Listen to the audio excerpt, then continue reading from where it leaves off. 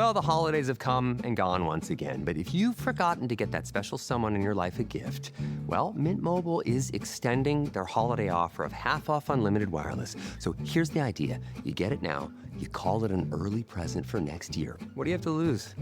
Give it a try at mintmobile.com/switch. Limited time 50% off regular price for new customers. Upfront payment required. $45 for 3 months, $90 for 6 months, or $180 for 12-month plan. Taxes and fees extra. Speeds may slow after 50 gigabytes per month when network is busy. See terms. 911, what's the nature of your emergency?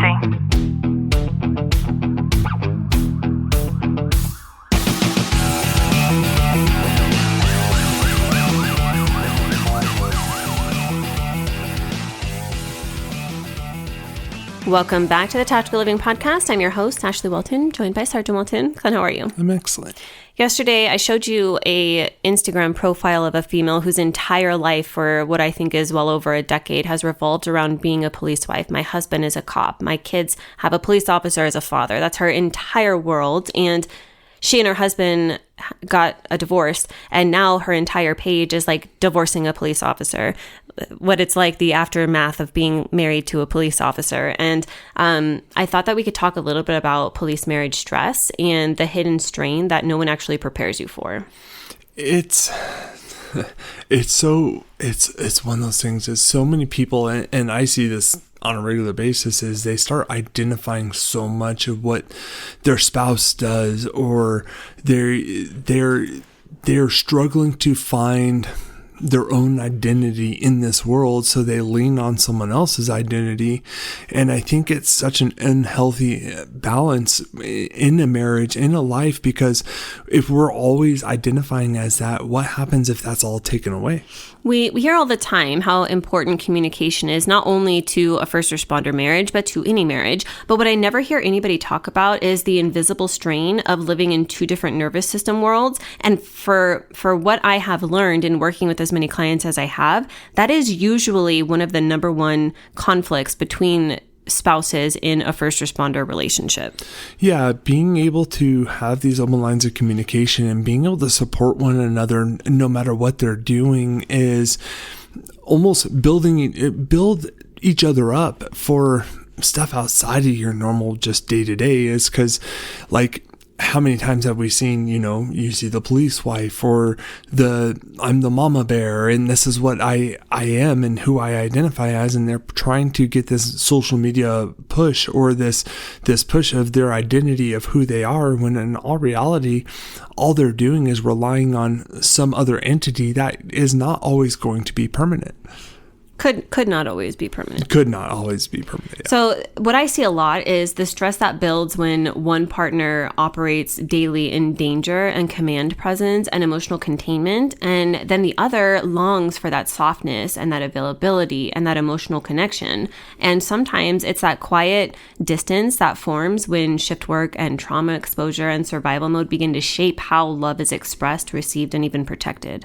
Yeah, and I think with, especially over time, is we start, you start longing for this outside source. Because I think, especially like if you're a police officer and your spouse is saying, oh, I'm a police wife, and this is what they're pushing all the time, you never get a break from being in that first responder realm, because you come home and you see the same push all the time, and it's having that conversation. It's like finding out, like, okay, what is it that's creating this?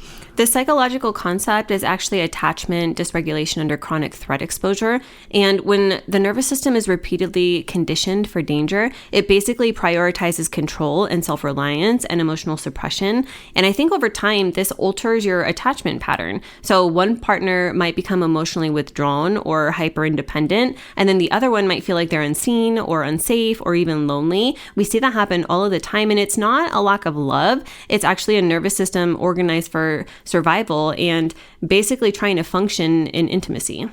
And that's where I think over time it's being able to, and I know we talk about this a lot, is having that healthy relationship between your work life and your home life, being able to separate the two, to be able to push one another and support one another while at work, but also while at home, and finding those activities, those avenues to get outside of that this is who I identify as. And what I see a lot is this often looks like emotional distance without a clear conflict, meaning that your partner might sense that you're distant, but for no cause. There's no reason for it, or difficulty shifting from command mode into connection with your partner, feeling like you're misunderstood on both sides, or parallel lives instead of having a shared emotional space. We see that most of all. And it's having that shared emotional space is super important, because that's why, we have one another, is to support and lean on one another with the good, the bad, and the ugly. Because when we start building that connection and embracing it and supporting one another and being there for one another in those times, you start changing that relationship dynamic. I think that there's a lot of signs that hidden stress is growing within your relationship. And one of them is that your conversations might stay super sterile. Maybe they're functional instead of emotional, and logistics replace vulnerability. And it's something that when you're going through, you're always adding to-do lists, and you're coming home and you have to do all this stuff before you can get a break for the day, or you're having to perform these certain actions of, hey, I need you to accomplish these goals, whatever it may be, instead of being able to come home and be with one another and having that reset of, hey, this isn't work, this is part of life. I think I see a lot of people too, to where reunions feel awkward instead of restorative. So that transition into home is tense and it doesn't feel comforting. And I think when you have, like, for us, like, I come home every night and the dogs are going crazy, and it's funny. It's something that I know when the dogs don't charge at me and they're barking like crazy and it's all quiet, and I'm like, what is going on? Where's my family? Ashley's over there giving the dogs treats, and it's so calm, and it's just like and the dogs are just like, oh, hey, what's up, man? And then Ashley's able to actually give me a good welcoming home, just her and I first, before the dogs are jumping all over like crazy. I think too, for a lot of people, you might feel like you live in two separate worlds, and work and home basically rarely overlap emotionally. And that's where I think if you incorporate each other into your daily lives, no matter, and check in with one another, not doing it out of obligation, doing it out of love and caring, because when you do that, like, you're still having that shared life together, whether you're at work or you're at home.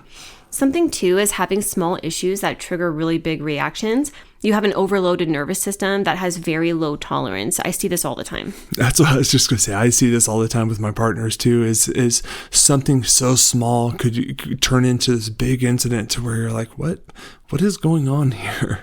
I think sometimes too, silently, we might miss each other while we're still sitting in the same room. So the presence is physical, but it's not relatable anymore.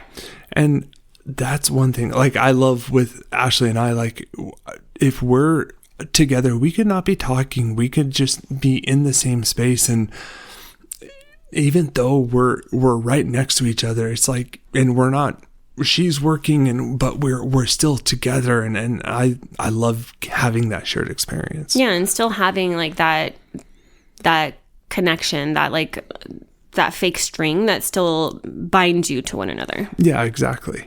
I think there's a lot of ways to protect your marriage before that distance starts to harden. And one of them is to just recognize that this is a nervous system adaptation and it's not rejection. So protection patterns are often misread as a lack of care. And it's so important to recognize the difference. Yeah. And it's finding those, going out on date nights and just having this connection with one another out of your normal routine to be able to really reconnect and be with each other emotionally and not just physically. I think too, having decompression and reconnection rituals, it's so important because connection needs a regulated bridge and not the pressure built up on it. And the perfect example for us is like we have our coffee time every morning, and it's just we're there sharing that time and space, and it's not like we're sitting there talking back and forth or anything. We'll throw the news on, we'll have something in the background playing, you're working, and it's just having that time together. It's like, that's my favorite time of the day. I was working with a client once, and we discussed a very in-depth conversation about the lack of intimacy between she and her husband for the past 3 years. And we got to the place to where she decided that what she wanted to do was to just name the emotional cost out loud and literally have a conversation with her husband that started out with her saying, "We haven't had sex in 3 years."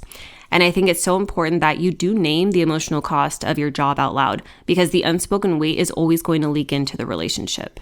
Yeah, when you have that communication with one another and you're able to speak that out loud, it's not always easy to have those conversations, but if you never address them, they're never going to get corrected. Yeah, and for a first responder, it might be something like, for the past 1 year on this shift, my sleep has sucked so bad that I feel like any of my days off, I'm not actually able to emotionally connect with you. Yeah, and when you have that conversation, because if you're not allocating that time and you're not speaking it out loud, you can't just assume the other person's going to know, because if you're just assuming that, how are they knowing where your mind's at? I hope you've gotten some value out of today's episode. If you have, do us a favor, drop a review and subscribe down below. And as always, know that I'm sending you a long, tight hug from my home to yours.